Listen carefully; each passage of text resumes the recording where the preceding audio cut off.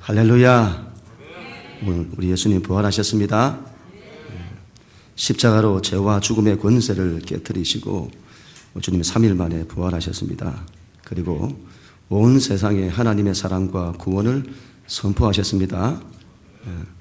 자, 주중에 컴퓨터 앞에 갔더니 책이 한 권 있더군요. 톨스토이의 부활이라고 하는 책이었습니다. 아니, 이번 주일이 부활주일인데 마침 부활이라는 책이 있네? 그리고는 책을 집어들었는데 표지 타이틀에 이런 글귀가 있더군요. 인류 문학사에 빛날 영원한 기념비, 부활. 그 글귀를 보면서 이런 마음이 들었습니다. 인류 역사에 빛날 영원한 기념비, 십자가와 부활. 여러분, 세상은 이것을 인정하지 않을 겁니다. 제가 읽는 신문에 어제 이런 내용이 실렸더군요. 이 포스텍이라고 하는 학교 교수라는 분의 대담 내용이었습니다. 그분이 니체 전문가라고 하더군요. 그 내용이 이랬습니다. 서양의 중세는 신의 시대였다. 모든 삶이 신에게 맞추어져 있었다. 신에 대한 사랑이 인간을 지배했다. 거기에 반기를 든 사람이 프리드리히 니체다. 그는 서양 사회를 지배했던 절대적 가치에 맞서 신은 죽었다고 외쳤다. 당대를 관통하던 절대 가치를 향해 붕괴를 선언했기 때문이다. 그리고 주창했다. 아모르 파티, 내 운명을 사랑하라. 니체가 살던 빌헬름 제국은 기독교 사회였다. 신이 우리의 삶을 주재한다는 기독교적 가치가 1000년 넘게 사회를 억누르고 있었다. 니체는 그걸 무너뜨렸다. 신은 죽었다. 컴퓨터로 하면 포맷을 했다는 겁니다. 이런 생각이 들었습니다. 내일이 부활절인데 부활절 하루 전날에 이런 내용을 실어야 했나? 뭐 그럴 수도 있겠다 싶었습니다. 그런데 인간의 오만함이 느껴지더군요. 니체를 말하는 그 전문가가 니체가 신은 죽었다는 선언으로 기독교 1000년 세상을 무너뜨렸다는 것을 말하면서 마치 자신이 그 위치에 있느냐, 누가 누구를 해체했다는 겁니까? 누가 누구를 무너뜨렸다는 겁니까? 이런 인간의 오만함이란 끝이 없습니다. 세상을 보십시오. 신은 죽었다고 그렇게 외치면서도 반대로 인간은 죽었다고 외치는 것을 들어본 적이 없습니다. 인간은 마지막까지 하나님을 거부하고 하나님을 싫어합니다. 우리는 지난 한 주간 고난주간을 보내면서 예수님의 고난을 함께 나누었습니다. 여러분, 십자가는 우리 하나님께서 그 오랜 역사를 통해서 계획하시고 준비하시고 마침내 이루신 사건입니다.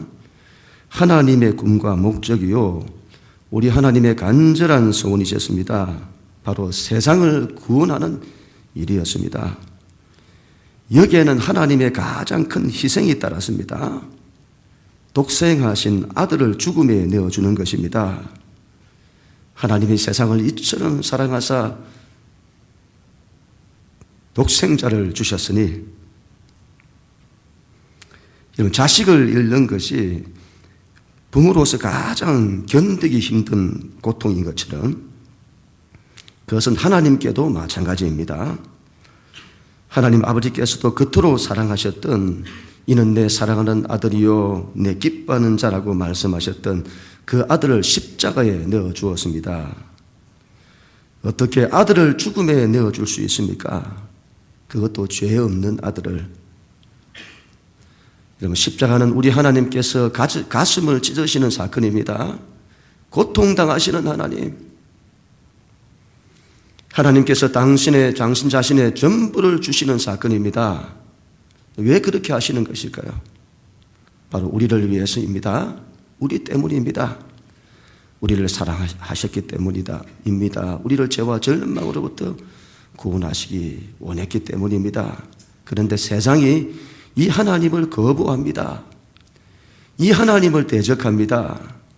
하나님께서 우리를 어떻게 사랑하시는데, 죽기까지 사랑하시는데 우리는 그 사랑을 거절합니다. 그 하나님이 우리를 억압한다고 생각합니다. 우리는 그 십자가를 약하게 바라봅니다. 십자가 말고 세상적인 힘을 달라고 합니다. 십자가를 어리석게 바라봅니다.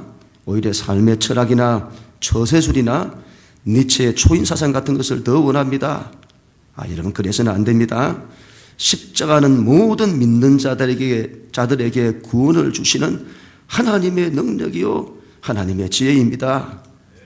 세상은 이 십자가를 싫어합니다. 그런데 문제는 믿는 자들도 이것을 싫어합니다. 그것을 약하게 바라봅니다. 그리고 길바닥에 팽개칩니다. 은삼십에 팔아먹습니다. 여러분, 십자가는 길이요 진리요 생명의 길입니다. 그것이 옳다는 것을 어떻게 알 수 있죠? 그 십자가의 길이 옳다는 것이 예수님의 부활로 확정되는 겁니다. 십자가가 어떤 능력을 가졌는지는 부활을 통해서 나타납니다. 이런 부활이 무엇입니까? 죽었다가 다시 살아나는 것을 부활이라고 합니다. 십자가에는 그러한 부활의 능력이 있습니다. 모든 것을 다 살립니다. 우리 안에 죽었던 것을 살립니다. 우리 안에 죽었던 하나님을 살리고, 우리 안에 죽었던 나를 살리고, 우리 안에 죽었던 사랑을 살리고, 우리 안에 죽었던 희망을 살리고, 우리의 상처와 아픔으로부터 우리를 살리고, 우리의 눈물과 애통으로부터 우리를 살리고, 우리의 좌절과 절망으로부터 우리를 살리고, 우리가 처한 어둠과 혼돈으로부터 우리를 살립니다. 우리가 처한 가장 큰 절망, 죽음으로부터도 우리를 살립니다. 우리는 십자가의 이러한 능력을 믿어야 합니다. 부활의 능력입니다. 십자가 없는 부활은 없습니다. 십자가가 없으면 부활의 능력도 없습니다. 이 둘은 동전의 양면과 같습니다. 하나는 죽음이고 하나는 생명입니다. 앞면은 뒷면 없이 존재할 수 없고 뒷면은 앞면 없이 존재할 수 없습니다. 십자가 없는 부활은 없고 부활 없는 십자가도 없습니다. 이 둘은 하나입니다. 오늘 바울은 고린도 교회 교인들에게 예수님의 부활을 증거합니다. 그 고린도 교회 교인들 중에 어떤 이들이 부활이 없다고 하는 겁니다. 부활이 없다. 사람이 죽으면 모든 것이 끝난다. 부활은 무슨 부활? 다 뻥이다. 세상에 많은 사람들이 그렇게 말을 합니다. 사람은 죽으면 모든 것이 끝이라고 합니다. 만약 사람이 죽어 모든 것이 끝난다면 우리같이 예수님을 믿는 사람들이 제일 불쌍한 사람들입니다. 뭐 한다고 그렇게 삽니까? 예수 믿으면 뭐 합니까? 죽으면 모든 것이 끝나는데 세상에서 그냥 잘 먹고 잘 사는 게 최고죠. 돈 벌어서 세상 즐기며 사는 것이 최고죠. 그래서 여러분, 세상 사람들은 그렇게 사는 겁니다. 인생의 목적, 인생의 가치, 그런 거 없습니다. 그냥 잘 먹고 잘 사는 겁니다. 그것 외에 세상에 다른 복이 없습니다. 착하게 사는 것이나 나쁘게 사는 것이 다 일반입니다. 착하게 살면 뭐 하겠습니까? 죽으면 끝인데. 적당히 착하고 적당히 나쁘고 그냥 그렇게 사는 거죠. 바울은 고린도 교회 교인들에게 부활이 있음을 증거합니다. 바울은 부활하신 예수님을 만났습니다. 바울뿐만이 아니죠. 많은 제자들이 부활하신 예수님을 만났습니다. 부활의 좋은 증거입니다. 한 사람만 봤다고 하면 못 믿을 겁니다. 이전에 대구에 지하철이 없을 때였죠. 그런데 어떤 분이 대구에서 지하철을 다 봤다는 겁니다. 자신이 봤다는 사람을 이기지를 못합니다. 그러나 틀릴 수 있죠. 아마 부산을 대구로 착하게 쓸지 모릅니다. 그런데 두세 사람이 보았다면 그건 사실에 가깝습니다. 그런데 예수님의 부활은 12제자와 나중에 500여 형제들에게 일시에 보였다고 합니다. 그래도 믿지 못할 사람이 있을 겁니다. 이럴 때 가장 확실한 증거는 무엇일까요? 바로 정부의 공식적인 문서에 나와 있는 겁니다. 대구 지하철에 대한. 그러면 여러분, 대구에 가보지 않아도 그곳에 지하철이 있음을 알게 되는 겁니다. 성경이 바로 그것입니다. 사람들이 뒤에 가서 예수님의 부활을 지어낸 이야기라고 할 겁니다. 그래서 하나님께서 그 모든 입을 막으시는 겁니다. 구약에서 미리 예언하신 겁니다. 그리고 그 일이 뒤에 가서, 이 예언한 일이 뒤에 가서 이루어지는 거죠. 그러면 그 일은 사람이 한 일이 아니라 하나님이 하신 일이 되는 겁니다. 그리고 그건 지어낸 이야기가 아니라 진짜인 겁니다. 그리고 그건 눈으로 보지 않아도 진짜라는 것을 알게 되는 거죠. 이것을 예언과 성취라고 합니다. 바울은 이렇게 전가하죠. 오늘 3절 말씀. 예배 시간에 그동안 제가 안 했는데 하나님 말씀이기 때문에 한 목소리로 앞으로 읽도록 하겠습니다. 3절 말씀 같이 읽겠습니다. 시작. 내가 받은 것을 먼저 너에게 전하였노니 이는 성경대로 그리스도께서 우리 죄를 위하여 죽으시고. 바울은 부활이 없다고 하는 자들에게 먼저 예수님의 죽음을 먼저 밝힙니다. 예수님의 죽음이 성경대로 된 것이다. 그렇게 밝히는 거죠. 예수님은 당신의 죽음을 아셨습니다. 예수님은 당신의 죽음을 아셨죠. 어떻게 아셨을까요? 예수님은 어떻게 아셨을까요? 그건 성경에 예언이 되어 있었기 때문이죠. 그래서 예수님은 제자들에게 그 점을 여러 번이나 말씀을 하셨습니다. 한 번 이렇게 말씀을 하시죠. 누가복음 24장 25절부터 27절 말씀 같이 읽겠습니다. 시작. 이러시되 미련하고 선지자들이 말한 모든 것을 함에 더디 믿는 자들이여, 그리스도가 이런 고난을 받고 자기 영광에 들어가야 할 것이 아니냐 하시고, 이에 모세와 모든 선지자의 글로 시작하여 모든 성경에 쓴 바 자기에 관한 것을 자세히 설명하신지라. 아멘. 너희가 이것을 왜 믿지 못하느냐? 구약에 예언되어 있지 않느냐?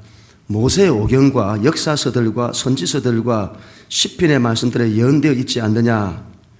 예수님께서는 구약 성경에서 당신 자신에 대해 예언한 말씀을 아셨습니다. 예수님 구약 성경 중에 어떤 책, 어떤 구절을 보시다가 그것이 당신의 죽음에 관한 예언이라는 것을 아셨을까요? 이런 점을 우리가 한번 찾아보는 것도 좋을 겁니다. 이것은 구약에 수도 없이 예언이 되어 있습니다. 이 점을 우리가 지난주에도 나누었습니다. 예수님께서는 당신이 죽으실 장소를 아셨습니다. 예루살렘. 예수님은 당신이 어떻게 죽으실지도 아셨습니다. 성경에 예언되어 있었기 때문입니다. 여기서 한 가지 더, 예수님은 구약 성경에 나타난 그 예언이 당신에 대한 예언임을 어떻게 아셨을까요? 구약 성경을 보실 때에 메시아에 대한 예언이 등장하는데 그것을 읽으시면서 그것이 당신 자신에 대한 예언임을 어떻게 아셨을까요? 이 점은 좀 뒤에서 다시 한번 언급하도록 하겠습니다. 그런데 이런 미리 예언된 것이 어떤 예언이죠? 미리 예언된 것이 당신의 죽음이라니요. 예언이 되었다면 이런 예언이 되어 있기를 우리는 원하죠. 예언이 되었다면 안 죽고 잘 먹고 잘 살고 성공하고 그런 게 예언이 되어야죠. 어떻게 희생과 죽음이 예언되어 있습니까? 우리 같으면 받아들이지 않을 겁니다. 이건 나에 대한 예언이 아니라고 거부할 겁니다. 그런데 예수님은 그 예언을 받아들이셨습니다. 어떻게 십자가 죽음의 길을 아시면서도 그걸 받아들이시고 그 길을 순종하실까요? 아니, 그 길을 앞서서 가실까요? 왜 그렇게 하시죠? 아들은 아버지를 안 겁니다. 아버지가 누구신지. 아들은 아버지의 사랑을 알았습니다. 아버지께서 우리를 살리시고자 그렇게 하시는 것을 알았습니다. 아들은 그 아버지를 사랑했습니다. 아들은 그 아버지를 목숨을 다해 신뢰했습니다. 그리고 그 아버지의 뜻을 이루기 위해 당신의 목숨까지도 버리시는 것입니다. 바울은 또한 증거하죠. 4절 말씀 같이 읽겠습니다. 시작. 장사 지낸 바 되었다가 성경대로 사흘 만에 다시 살아나사. 예수님의 십자가 사건을 역사적 사실로 인정하는 사람은 많습니다. 그러나 예수님의 부활을 인정하는 사람은 믿는 자들 외에 없습니다. 믿는 자들 중에서도 안 믿는 사람들이 있습니다. 예수님의 부활을. 고린도 교회 교인들 중에도 그런 사람이 있었던가 봅니다. 바울은 말하죠. 예수님께서 성경대로 십자가에 죽으신 것처럼 성경대로 살아나셨다. 그리고 십자가가 사실인 것처럼 부활도 사실임을 밝힙니다. 예수님은 당신의 십자가 죽음을 아셨습니다.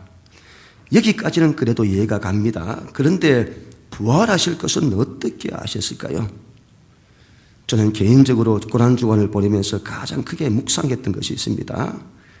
예수님께서 어떻게 아셨을까? 예수님께서는 당신이 십자가에 죽으실 것을 어떻게 아셨을까? 여기까지는 그렇다 하더라도 죽었다가 살아날 것은 어떻게 아셨을까? 죽고 난 이후에 살아날 것을 어떻게 아셨을까? 그것도 3일 만에 살아난다는 것을 어떻게 아셨을까? 성경에 예언되어 있다면 어디에 예언되어 있는가? 그리고 한 가지 더, 그 예언이 당신 자신에 대한 예언이라는 것을 어떻게 아셨을까? 그리고 또 한 가지 더, 왜 그것을 미리 말씀하셨을까? 십자가에 죽으신다고 미리 말씀하셨다가 나중에 그 일이 안 일어나면 어떻게 할까? 3일 만에 살아나신다고 미리 말씀하셨다가 나중에 그 일이 안 일어나면 어떻게 할까? 여러분, 예수님은 그것이 일어날 것을 어떻게 아셨을까요? 예수님은 하나님의 아들이시잖아요. 이런 맞는 말씀입니다. 그런데 이렇게 결론이 나버리면 별로 할 말이 없습니다. 그러나 예수님은 다른 한편으로는 우리와 똑같은 성정을 가지신 인간이십니다. 그래서 예수님은 어릴 때부터 유대인의 회당에서 공부도 하시고 선생님들과 토론도 하시면서 잘 하시는 겁니다. 어떻게 아셨을까요? 하나님께서 올해 우리 교회를 통하여 새로운 일을 이루실 것입니다. 하나님의 하나님 되심을 나타내겠다. 믿음으로 성취하게 하겠다. 교회가 새롭게 탄생하도록 할 것이다. 약속을 이룰 것이다. 구원의 때가 가까이 왔다. 그 길을 열 것이다. 그런 말씀을 주셨습니다. 그리고 제가 믿음으로 선포를 했습니다. 하나님의 이런 그런 말씀에 관심을 가지다 보니까 궁금한 겁니다. 이렇게 믿음으로 선포하는데 나중에 안 일어나면 어떻게 할 겁니까? 예수님의 믿음의 선포는 엄청나죠. 십자가에 죽으실 것이고 3일 만에 살아난다는 겁니다. 안 일어나면 어떻게 할 겁니까? 예수님은 그것을 어떻게 아셨을까요? 제가 조심스럽게 말씀을 드립니다만 제가 조금 이해가 되더군요. 요즘 저에게 일어나는 것을 가지고 유출해 보니까 조금은 이해가 되더군요. 여러분 어떻습니까? 제가 교회가 새롭게 탄생할 것이다. 일어날 것이다. 그렇게 선포를 하는데 이런 생각하실 분이 있을지 모르겠습니다. 아, 목사님 저러다가 나중에 안 되면 어떻게 하려고 하시나. 그런데 여러분 어떻게 하죠? 제 안에 믿음이 일어납니다. 제가 그렇게 믿는 것이 아니라, 제가 그렇게 하나님 믿겠습니다 이게 아니고, 제가 그렇게 믿는 것이 아니라 제 안에서 그런 믿음이 일어납니다. 이게 어디서 오는 것일까요? 이게 어디서 오는 것일까요? 이게 믿어지는 게 어디서 오는 것일까요? 믿음이 일어나는 겁니다. 그리고 앞으로 하나님의 역사를 보면 알 것입니다. 하나님의 뜻이라면 예언이 성취될 것이고 모든 것이 하나님에 의해 맞아떨어져 갈 것입니다. 왜냐하면 하나님이 하시기 때문이죠. 예수님은 아셨습니다. 당신이 죽으시고 살아나실 것을 아셨습니다. 성경이 그렇게 예언되었기 때문입니다. 그래서 제자들에게 미리 말씀을 하셨습니다. 누가복음 18장 31절부터 33절 시작. 예수께서 12제자를 데리시고 이르시되 보라 우리가 예루살렘으로 올라가노니 선지자들을 통하여 기록된 모든 것이 인자에게 응하리라. 인자가 이방인들에게 넘겨져 희롱을 당하고 능욕을 당하고 침뱉음을 당하겠으며 그들은 채찍질하고 그를 죽일 것이나 그는 3일 만에 살아나리라 하시되 3일 만에 살아날 것이다. 그것이 선지자들을 통해 나타났다고 하십니다. 구약 성경 여러분 어디에 그런 구절이 있습니까? 십자가에 대해서는 수도 없이 찾을 수 있습니다. 그런데 부활에 대해서는 그것도 3일 만에 살아나는 것에 대해서는 어디에 나타나 있을까요? 이것도 우리가 한번 찾아보면 좋을 듯 합니다. 어디에 나타나 있을까요? 이 부활신앙은 아브라함의 믿음에서 나타납니다. 하나님께서 아브라함의 아들 이삭을 모리아산에 제물로 바치라고 할 때에 아브라함은 믿었습니다. 그때 하나님께서 그 아들을 죽은 가운데서 다시 살리실 것을. 대단하죠. 그 옛날에 아브라함이 그 부활을 믿었습니다. 아브라함이 부활신앙을 가진 거죠. 그때 여러분 이삭이 죽을 상황에서 어떻게 되죠? 살아납니다. 언제요? 사흘째. 우리가 너무 잘 알고 있는 요나의 표적이 있습니다. 예수님께서 내가 너희에게 보여줄 표적은 요나의 표적밖에는 없다 하셨습니다. 하나님께서 요나를 보내어 이방인을 구원하고자 하셨습니다. 그런데 요나가 거절을 했습니다. 나중에 바다에 던져지죠. 바다는 죽음을 상징합니다. 큰 물고기가 요나를 삼킵니다. 그리고 요나가 3일 만에 물고기 뱃속에 있다가 육지로 살아납니다. 그리고 가서 이방인들을 구원하죠. 그때 죽을 상황에서 산 것이 3일입니다.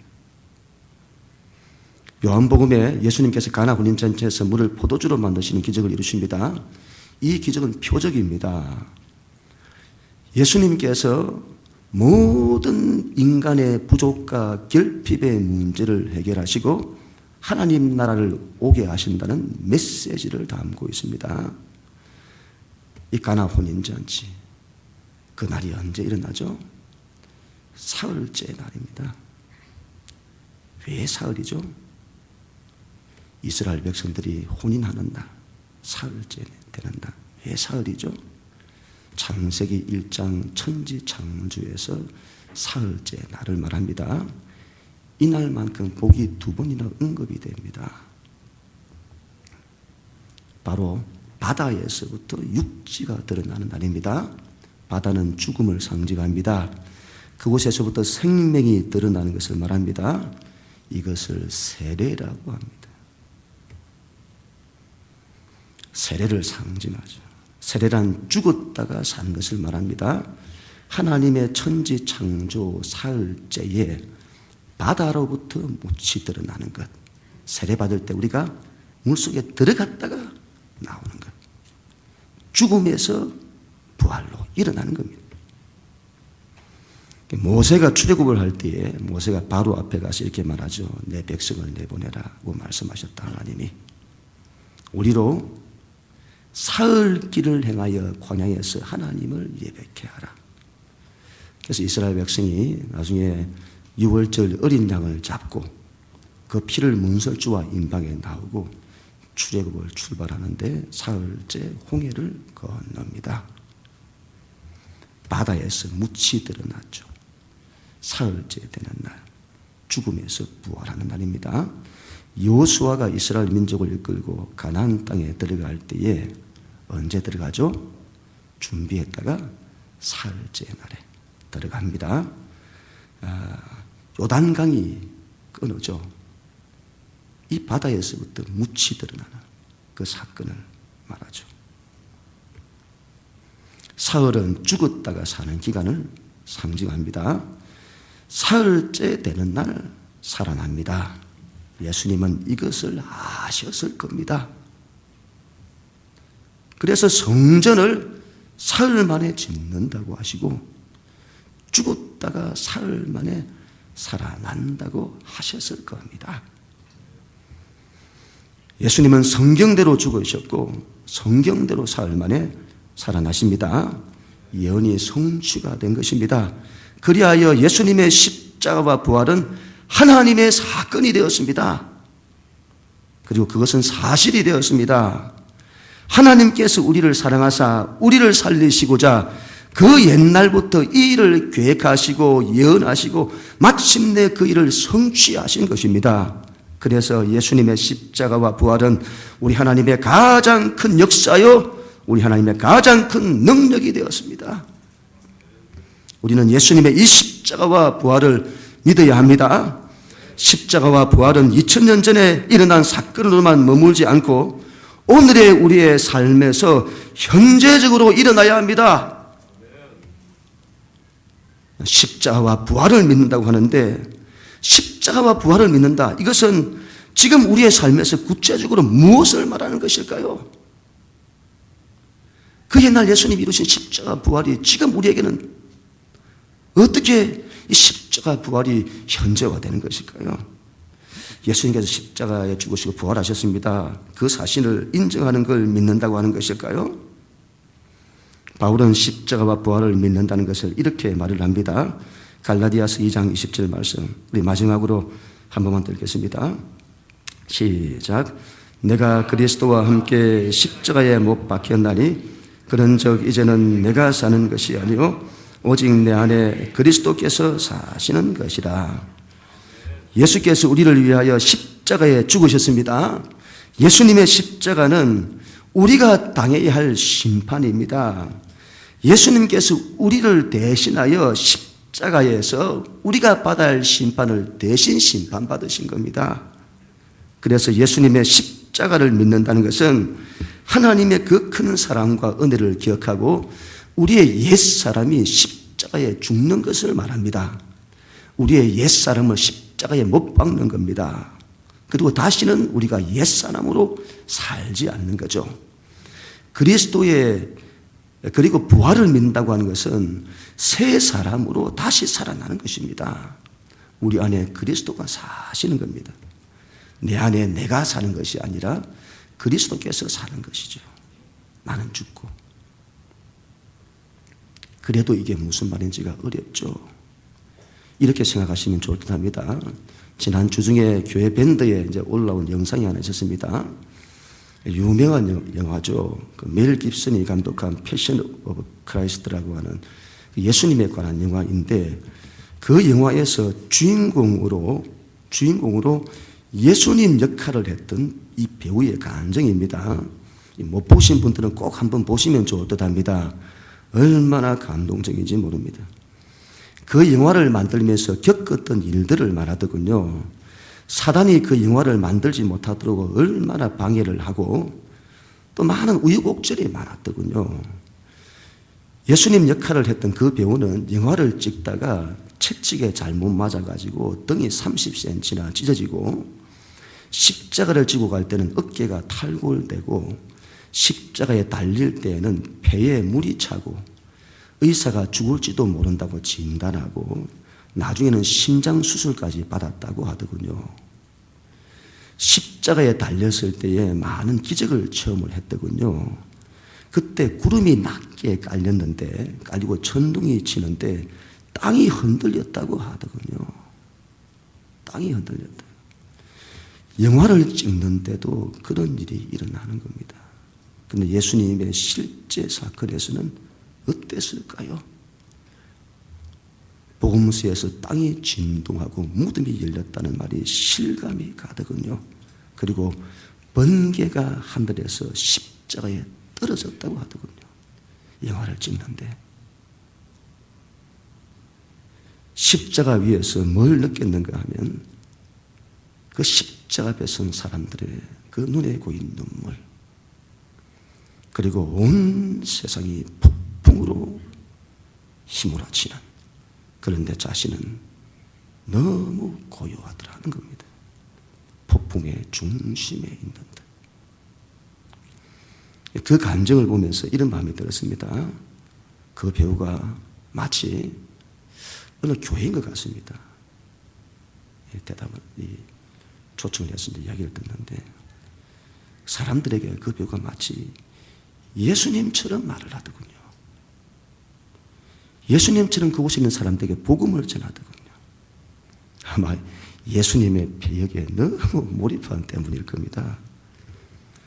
배우들이 연기를 그렇게 하지 않습니까?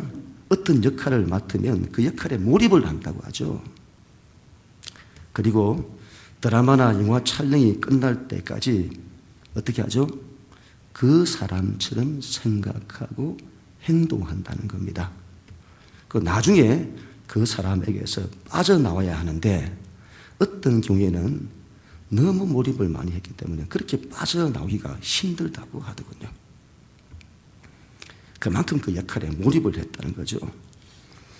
그 배우는 예수님의 역할을 할 때 어떤 마음이었을까요? 예수님의 역할에 몰입을 하려고 어떻게 했을까요? 그 예수님의 사랑이 무엇인지, 그 예수님이 가지신 믿음이 무엇인지, 그 예수님의 마음에 어떤 마음이 계셨을지, 그 예수님의 관심이 무엇인지, 그가 하나님을 어떻게 사랑했을지, 그가 하나님께 어떻게 순종했을지, 그는 예수님이 되기 위해서 얼마나 애를 썼을까요? 저는 그 영화를 통해, 이 영상을 통해 자기 십자가를 진다는 것이 무엇인지를 알게 되었습니다. 자기 십자가를 진다는 것이. 그 배우처럼 예수님을 연습하는 겁니다. 내 안에 내가 죽고 예수로 사는 겁니다. 예수님의 사랑을 연습하고, 예수님의 믿음을 연습하고, 예수님의 마음을 연습하고, 예수님처럼 낮아지고, 예수님처럼 섬기고, 예수님처럼 희생하고, 예수님처럼 자기 십자가를 지고, 예수님처럼 복음을 선포하는 것입니다. 그리스도의 장성한 분량까지 자라가는 것입니다. 우리는 예수님과 함께 십자가에 죽고 예수님과 함께 살아나야 합니다. 사흘 만에 살아나리라. 하나님께서 이 교회를 통해 새로운 일을 이루실 겁니다. 교회를 새롭게 하실 겁니다. 새로운 교회로 탄생할 것이라고 하셨습니다. 그때가 가까이 왔다고 하셨고 하나님께서 길을 여실 거라고 하셨습니다. 앞으로 교회에 하나님의 약속이 이루어질 것입니다. 내가 너의 반석 위에 내 교회를 세우리라. 시대의 물꼬를 트는 교회가 되게 하겠다. 이 교회에 하나님의 뜻이 설 것입니다. 그 일을 위해 우리는 예수의 길을 갈 것입니다. 예수의 사랑과 예수의 믿음까지 자라갈 것입니다. 그리하여 하나님의 역사를 감당할 것입니다. 하나님께서 제게 그런 마음을 주셨습니다. 성경대로 될 것이다. 지금까지 여러분 우리 영락교회의 옛 모습이 지금까지의 옛 모습은 얼마나 지난 세월 동안에 우리가 아파하고 때로는 좌절하고 눈부짖었습니까? 우리 영락교회의 옛 모습이 예수님과 함께 십자가에 죽을 것이고 예수님의 부활과 함께 새 모습으로 다시 태어날 것이다. 그렇게 말씀하시더군요. 그리고는 고난주간을 통해서 기도했습니다. 하나님, 이제 지난 세월의 옛 모습을 십자가에 못 박습니다. 이제 한 시기를 마무리합니다. 사흘 만에 살아나리라는 말씀처럼 주여 저희를 살리소서. 사흘 만에 다시 살아나게 하소서. 주여 부활절을 시작으로 교회가 새로운 교회로 출발합니다. 부활의 첫 열매를 맺습니다. 이제 다시 시작합니다. 하나님 뜻을 이루소서. 앞으로 성령을 부으셔서 하나님의 역사를 이루소서. 이 교회에 하나님의 영광을 나타내소서. 이 일에 사랑하는 모든 교우들 일심으로 이 일을 감당했으면 합니다. 우리 함께 순종하며 하나님의 일을 앞서서 행하는 우리 모두가 다 될 수 있기를 바랍니다. 새로운 교회를 저희 가운데 하나님 허락해 주셨습니다. 이 새로운 교회와의 협력이 이루어지게 될 것입니다. 주중에 지나가 봤는데 좀 앞당겨질 거라고 합니다. 제 마음에 우리 교회를 위해서 맞추고 계시는구나 이런 마음이 제가 들었습니다. 부활절을 통해서 이제 교회가 새로운 모습으로 출발하는데 이번 주 토요일 날 한옥 목사님이 이제 하시는 새로운 교회와 협약식이 이제 이루어지게 될 것 같고 본격적으로 이제 협의가 되고 출발을 하게 될 것입니다.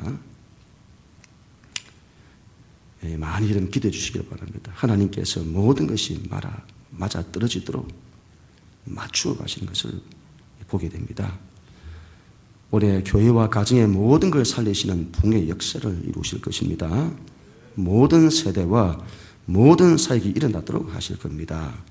다음 세대로부터 해서 모든 기관과 사역들이 다 일어날 것입니다.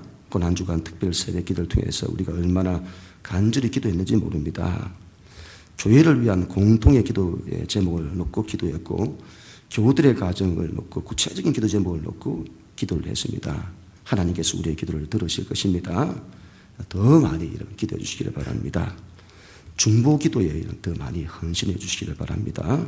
전도에 더 많이 헌신해 주시기 바랍니다. 이 일에 우리 모두가 귀한 도구로 쓰임 받기를 원합니다. 하나님께서 이 교회를 통해 부흥의 역사를 이루실 때에 그 일에 정인되고 그 일에 부흥의 도구로 쓰임 받는 우리 모두가 다 될 수 있기를 바랍니다. 주여 우리를 다시 살리소서.